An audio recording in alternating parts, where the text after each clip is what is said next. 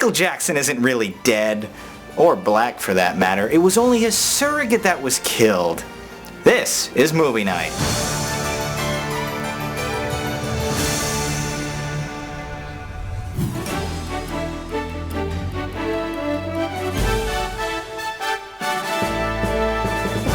Hello and welcome to Movie Night, YouTube's #1 interactive weekly movie review show. I'm your host, Jonathan Paula, sporting the early signs of a beard because, well, I turned 24 this Friday and I figured, why the hell not? Might as well look the age, right?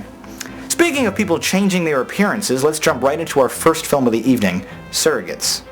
Released on September 25th, 2009, this slightly profitable sci-fi action thriller stars Bruce Willis as, you guessed it, a police officer. Specifically, he's Tom Greer, an FBI agent in an alternate vision of present-day Earth, where nearly all humans stay at home and plug into machines and live out their lives by controlling more attractive and able-bodied versions of their robot selves. These are called surrogates. And with any good first act, everything in surrogate land is great. People are happy and crime is practically non-existent.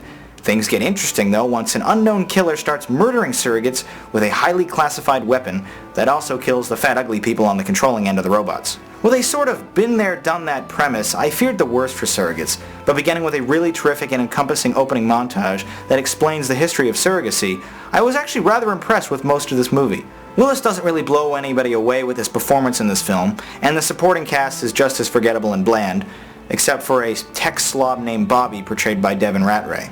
What is mind-blowing in the film, however, is the remarkable makeup work that truly accomplishes many of the surrogates' looks.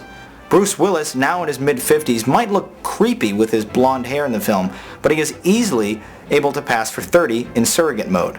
The film does a great job of explaining the tech and sci-fi aspects of the universe that the action takes place in, but sadly I felt that this intriguing world was left largely unexplored by director Jonathan Paula. The action sequences and the special effects, however, may not have been top-shelf material, but they certainly come close. I had issue with James Cromwell's portrayal of yet another villain in a sci-fi-oriented universe. I've always enjoyed Cromwell's work, but lately he seems to be playing right into the typecast and just collecting his paycheck. A few late-act twists in the plot helped keep Surrogates interesting until the end, but the only thing that really wowed me was Willis's changing hairline. In this rather typical sci-fi movie though, the real saving grace for me was the final scene in the movie, a fresh and enjoyable ending that sends the movie out in a bang. Well, that's what I thought about the movie Surrogates. Now let's take a look at what you thought in the YouTube comments. Sketchnate wrote, Surrogates was alright, but there were parts of it that just didn't need to be there, and some of it just dragged out a bit too long. But because of some of the plot twists, I stuck through it and enjoyed most of the movie. 7 out of 10. Knots Knox wrote, even though Surrogates has good effects and an interesting idea, it fails to produce a good quality film, with its mindless action and poor scripting. Okay, let's launch the Rate-O-Matic and rank Surrogates.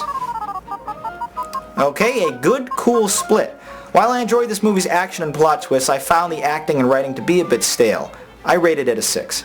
Meanwhile, you guys praised the interesting take on a surrogate-based society and Willis's performance, but you didn't care for the poor supporting cast or the plot's predictability, resulting in a 7 for you guys. Moving forward now, let's take a look at the concert film documentary about the rehearsals for the Michael Jackson's unrealized farewell concert tour titled This Is It. The appropriately titled Michael Jackson's This Is It was released just months after Jackson's untimely death in June of last year, eventually becoming the highest-grossing documentary of all time. You can say what you want about the king of pop, but whether or not he really ever did play tiddlywinks with little boys' privates and his Heidi Montag level of plastic surgery aside, Michael Jackson is the greatest-selling entertainer of all time, and easily one of the most influential. Utilizing rehearsal footage intended for Jackson's private library, This Is It captures the raw moments of Michael's final rehearsals just weeks before his death, with a simple but effective fly-on-the-wall technique. Unlike the music documentary film It Might Get Loud, which I reviewed recently, This Is It could have greatly benefited from any sort of narrative or backstory, of any kind. The 112-minute film is almost exclusively handheld HD video footage of sound checks and dance rehearsals for the 50-date tour in London that would never be.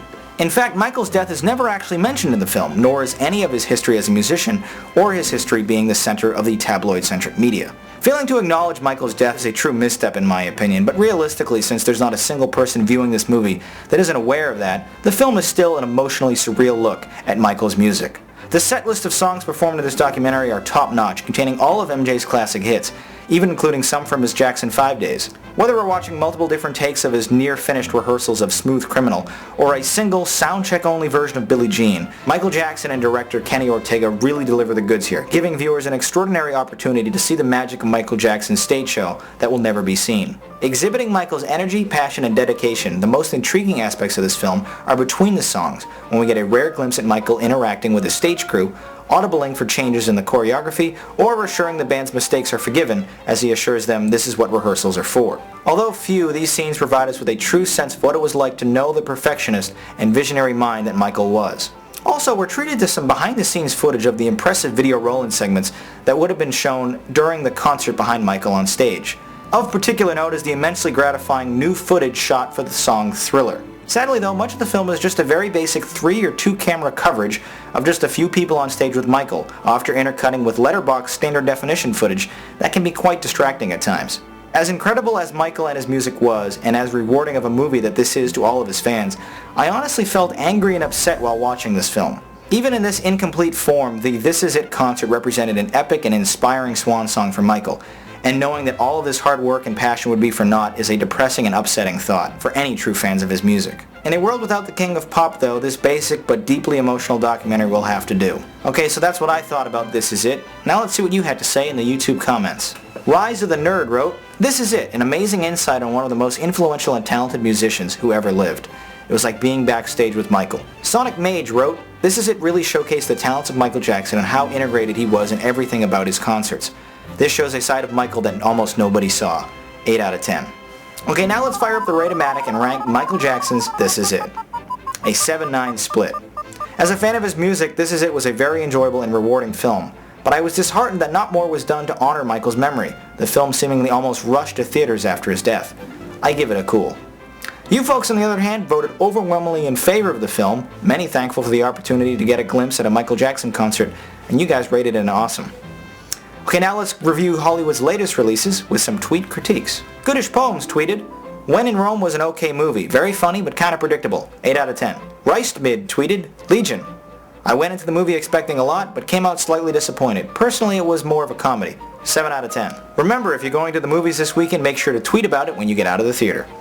Now let's take a look at the 2 films we'll be reviewing for next week's episode.